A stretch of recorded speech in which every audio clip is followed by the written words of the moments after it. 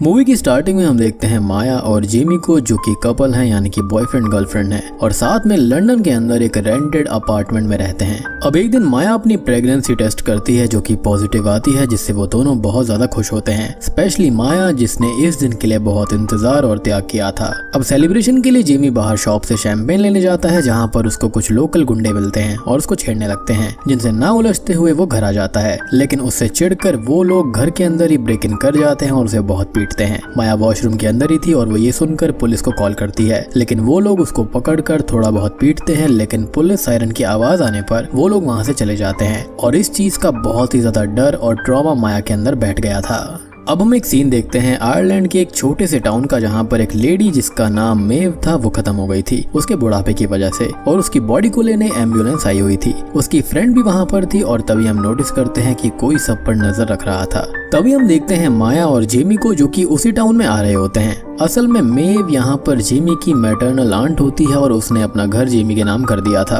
और उन दोनों को वैसे भी जगह चेंज करनी ही थी क्योंकि वो गुंडे वाले माहौल में रह नहीं पा रहे थे और वो आयरलैंड आकर बहुत ही खुश होते हैं। अब तभी उनको मेव की दोस्त नियाव मिलती है, जो कि उनको घर दिखाती है और सब कुछ समझाकर एक बहुत जरूरी काम बताती है कि उनके घर के पास वाली एक वॉल है जहाँ पर गेट तो नॉर्मल लगा हुआ है, साथ ही साथ एक स्मॉल एंट्रेंस भी वहाँ पर थी, तो उन लोगों को वहाँ पर रोज ब्लड ऑफरिंग्स रखनी होगी। मींस वहाँ पर कुछ मीट वगैरह उनको रखना होगा, वो भी स्मॉल पीपल रेड कैप्स के लिए। और अगर ऐसा नहीं किया गया तो बहुत बुरा होगा, क्योंकि मेव रोज ऑफरिंग्स रखा करती थी। लेकिन जब उसको एक आदमी से प्यार हो गया तो अपनी नई जिंदगी के चक्कर में उसने रेड कैप्स को भुला दिया और ऑफरिंग्स रखना बंद कर दिया, जिसका भुगतान उसे अपने पति और बच्ची को खोकर करना पड़ा, और उसकी बच्ची एक भयानक बीमारी से मरी थी।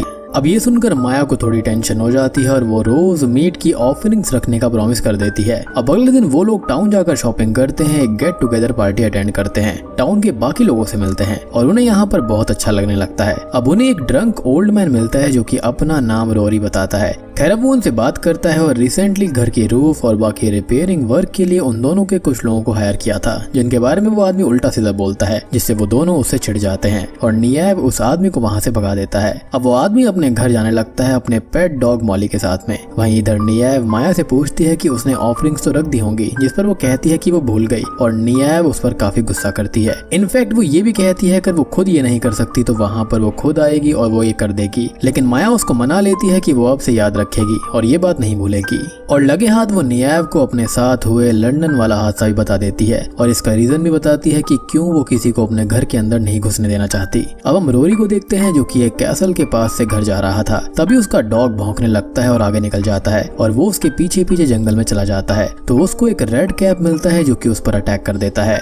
अब अगले दिन उनके घर पर आते हैं वीलन, जिनसे उन्होंने रिपेयरिंग की डील करी थी, और काम करने आए थे हेड डैडी वीलन, बेटा किलियन और बेटी एशलिन, और वीलन और उसकी पहली बीवी का बेटा ओवन, जो कि थोड़ा सा मेंटली अनस्टेबल है। अब वो लोग अपना काम शुरू करते हैं और ये दोनों मार्केट जाते हैं सामान लेने के लिए। अब घर पर हम दोनों भाई बहन किलियन और एशलिन को देखते हैं, जो कि छोटी मोटी चोरियां कर लेते हैं, वॉशरूम वगैरह यूज करके वैसा ही छोड़ देते हैं। दूसरी तरफ हम माया और जेमी को देख पाते हैं, जो कि सबसे पहले मेव की ग्रेव पर जाते हैं और यहाँ पर उन्हें प्रीस्ट से बात करती हुई एक अजीब सी बात पता चलती है कि मेव की बेटी बीमारी से नहीं मरी थी, असल में वो बचपन में ही गायब हो गई थी, जो ये उन दोनों के लिए बहुत ही शॉकिंग बात थी। एज अब तक तो उनको यही लग रहा था कि वो बीमारी की वजह से मरी है। अब वो लोग थोड़ी आगे जाते हैं तो रास्ते में नियाब मिलती है, जो कि रोरी की सर्चिंग देख रही थी, एज वो लास्ट डे से ही लापता था। अब माया उससे पूछती है कि उसने मेव की बच्ची का झूठ क्यों बोला, जिस पर वो सच बताती है कि वो बच्ची मरी नहीं थी, बल्कि मेव की हस्बैंड की जान पर खतरा था और वो मरने वाला था, तो उसको बचाने के लिए मेव को रेड कैप से सौदा करना पड़ा, जिसकी भारी कीमत उसने अपनी बेटी के रूप में चुका दी। अब ये सब जानकर माया को थोड़ा डर भी लगता है और वो कहती है कि मेव खुद ही पागल होगी, उसने ही कुछ किया होगा, जिस पर नियाब स्ट्रांगली कहती है कि वो अपनी बच्ची को हर्ट नहीं कर सकती थी और वो एक सौदा था।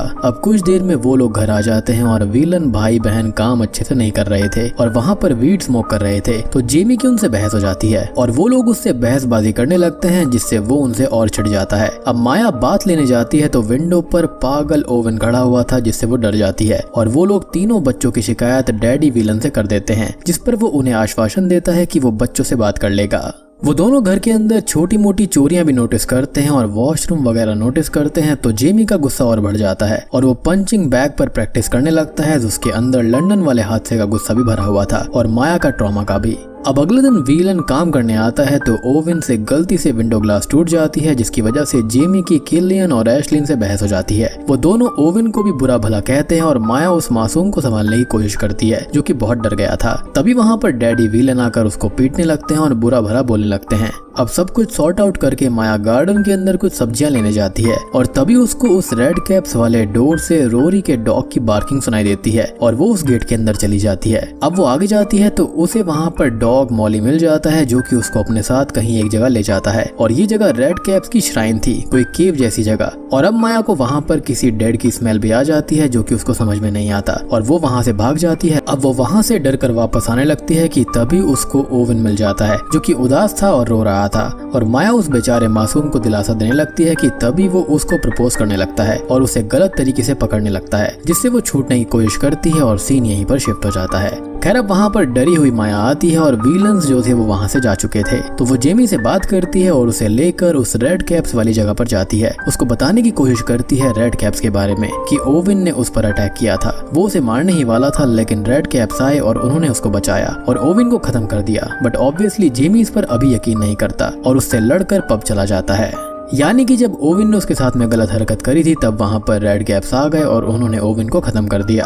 अब पब के अंदर तभी दोनों विलन भाई बहन आते हैं और वो लोग ओवेन को ढूंढ रहे थे, तो उनका शक जेमी पर था और वो उससे बहस करने लगते हैं, झगड़ा करने लगते हैं। लेकिन पब के लोकल लोग उन दोनों को वहाँ से भगा देते हैं एज जेमी अभी नया नया आया था और विलन पहले से ही बदनाम थे।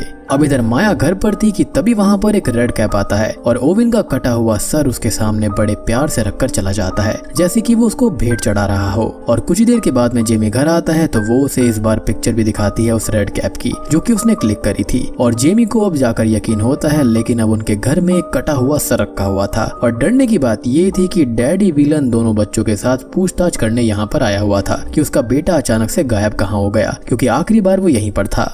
जेमी अब उनसे बात करने जाता है और माया पीछे से चुपके से सर छुपाने जाने लगती है और उससे एशलिन देख लेती है और अब वो अपने डैड को भी ये बात बता देती है। अब वो तीनों घर के अंदर ब्रेक इन कर जाते हैं, तोड़फोड़ करने लगते हैं, आग लगाने लगते हैं और माया को यहाँ पर कुछ भी समझ में नहीं आता, तो वो यहाँ पर रेड कैप्स की तरफ भागती है। इधर डैडी विलन और किलियन जेमी को पकड़कर उसे बुरी तरह मारने लगते हैं, लेकिन तभी वहाँ पर रेड कैप्स आ जाते हैं जेमी को बचाने के लिए और उन दोनों पर अटैक करते हैं। किलियन और डैडी विलन यहाँ पर एक रेड कैप को मिलकर खत्म कर देते हैं और किलियन अब नीचे कार लेने जाता है, लेकिन दूसरे रेड कैप्स वहाँ पर आकर उस पर अटैक कर देते हैं। अब वो घायल नीचे आता है और डैडी विलन भी कार तक आ गया था जो कि अपनी गन ले लेता है, लेकिन किलियन भागने की सोचता है और कार में बैठ जाता है, जिसे अंदर बैठा हुआ रेड कैप खत्म कर देता है। और अपने बेटे की मौत से डैडी विलन बहुत ज्यादा दुखी हो जाता है और गुस्से में बाहर जाता है। अब हम माया को देखते हैं जिस पर एशलिन अटैक करती है, लेकिन रेड कैप्स उसको पकड़ लेते हैं और उसके पेट को काट देते हैं।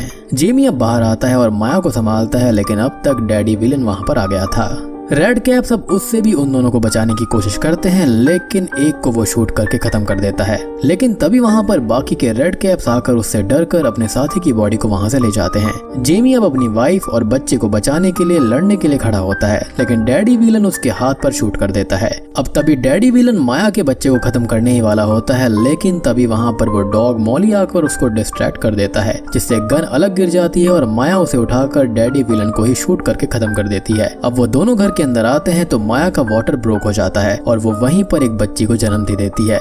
अब अगले सीन में हम जेमी को देखते हैं जो कि कुछ सामान लेकर घर आता है और वो माया के साथ अपनी बच्ची के साथ काफी खुश था, लेकिन उसको हमेशा यही लगता रहता है कि जो कुछ भी हुआ वो उसको एक्सप्लेन कैसे करेंगे। इस पर माया ये कहती है कि वो लोग कुछ भी सच बता दें, लेकिन लोग अपनी कहानियां बना ही लेंगे। अब जेमी घर के काम करने लगता है, विलन्स की कार ठिकाने लगाने लगता है। तभी माया ये देखती है कि उसका बच्चा पालने में नहीं है और उसके रोने की आवाज रेड कैप्स के इलाके से आ रही थी। तो असल में माया ने तब रेड कैप से डील करी थी, जिसके बदले में उन्होंने उसका बच्चा ले लिया, वो भी मोस्ट प्रेशियस प्राइस। खैर अब वो डरते हुए उस आवाज के पीछे उनके बेस तक जाती है, उनकी श्राइन के अंदर जाती है, तो यहाँ पर उसे उसकी बच्ची और रेड कैप्स के साथ रेड कैप मदर मिलती है जो कि काफी ओल्ड थी। लेकिन ये औरत है कौन? तो असल में ये कोई और नहीं बल्कि ये मेव की वो बेटी है जो कि बचपन में ही खो गई थी। जी हाँ, और उसे रेड कैप्स लेकर चले गए थे, जिसे उन्होंने पाला और अपनी एक मदर लाइका क्वीन बना लिया था। अब माया उससे अपने बच्चे की भीख मांगती है, लेकिन वो नहीं मानती और वो रेड कैप्स को उसे मारने का ऑर्डर दे देती है, लेकिन वो एक रेड कैप को खत्म करके उस लेडी की खोपड़ी अपने हाथों से ही तोड़ देती है,